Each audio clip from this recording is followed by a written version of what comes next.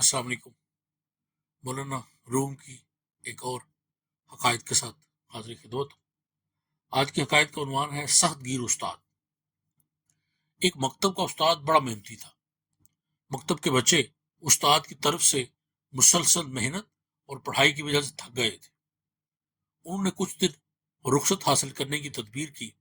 ایک دن سب طالب علموں نے بیٹھ کر پروگرام بنایا کہ جب استاد صاحب کلاس میں آئیں تو سلام لیتے وقت باری باری یہ کہیں گے کہ استاد جی اللہ خیر کرے، آپ کا چہرہ زرد محسوس ہو رہا ہے۔ سب بچوں نے اس پر اتفاق کیا اور قسمیں کھائیں کہ راز فاش نہیں کریں گے۔ دوسرے دن مکتب میں جب استاد صاحب تشریف لائے، سلام لیتے وقت ایک بچے نے بڑی ذمہ داری سے ہمدردانہ طور پر عرض کیا، استاد جی اللہ خیر کرے، آج آپ کا چہرہ کیوں زرد سا محسوس ہو رہا ہے؟ استاد نے کہا، میں تو اچھا والا ہوں، تو یوں ہی بکبر کر رہا ہے، جا اپنی جگہ پر بیٹھ اور اپنا کام کر۔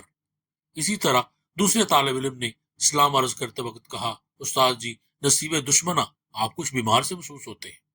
استاد صاحب کے دل میں کچھ وہم سا پیدا ہو گیا۔ دوسرے لمحے تیسرا طالب علم آیا، اس نے بھی جھک کر سلام عرض کیا اور کہا، آپ کچھ بیمار ہیں، اللہ خیر کرے، ہمارے استاد جی کو باخریت رکھے۔ الغرض ساری کلاس نے استاد کو بیمار بتایا۔ اس کا وہم بڑھتے بڑھتے یقین کے درجے تک پہنچ گیا۔ استاد جی کو صحیح سر میں درد محسوس ہونے لگا۔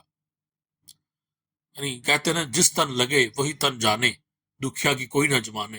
استاد صاحب بیماری کے وہم سے سست ہو گئے اور چادر اوپر لے کر آہستہ آہستہ گھر چلے گئے اور بچوں کو کہا کہ مجھے گھر آ کر سب سنا دینا۔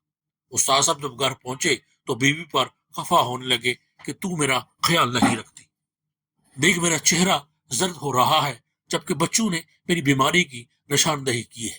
بیوی کہنے لگی، آپ تو بالکل ٹھیک ہیں، آپ بیمار نہیں ہیں۔ استاد صاحب نے اسے جھڑک دیا اور کہا، جا میرا بستر بچھا دے۔ استاد صاحب بستر پر لیٹے۔ ان کے شاگرد بھی آر پہنچے اور چار پر کی گرد اونچا اونچا سبق پڑھنے لگے۔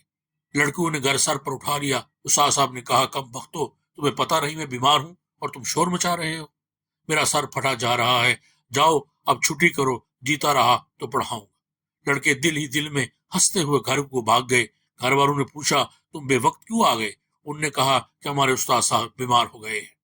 دوسرے دن بچوں کے والدین نے استاد صاحب کی بیمار پرسی کرنے کے لیے ان کے گھر آئے تو کہنے لگے، صبح تو آپ چنگے بھلے تھے۔ استاد صاحب بولے، میری بیوی نے مجھے نہ بتایا کہ میں بیمار ہوں، خدا لڑکوں کا بھلا کرے، مجھے وقت پر بتا دیا، بس آپ اب دعا کریں اللہ تعالیٰ مجھے شفا عطا فرمائے۔ والدین لاہور پڑھتے پڑھتے اپنے گھروں کو چلے گئے اور کہنے لگے، ایسی بیماری کا علاج کسی کے پاس نہیں، سچ ہے کہ وہم کا کوئی علاج نہیں۔ تو اس چھوٹی سی کہانی میں درس حیات ہمارے لیے یہی ہے کہ وہم کا کوئی علاج نہیں، تو ہم برس سے جو عقیدہ چاہے منوا لیں۔ اللہ تعالیٰ ہمیں آسانیاں عطا فرمائے اور آسانیاں بانٹنے کی توفیق عطا فرمائے۔ اللہ حافظ۔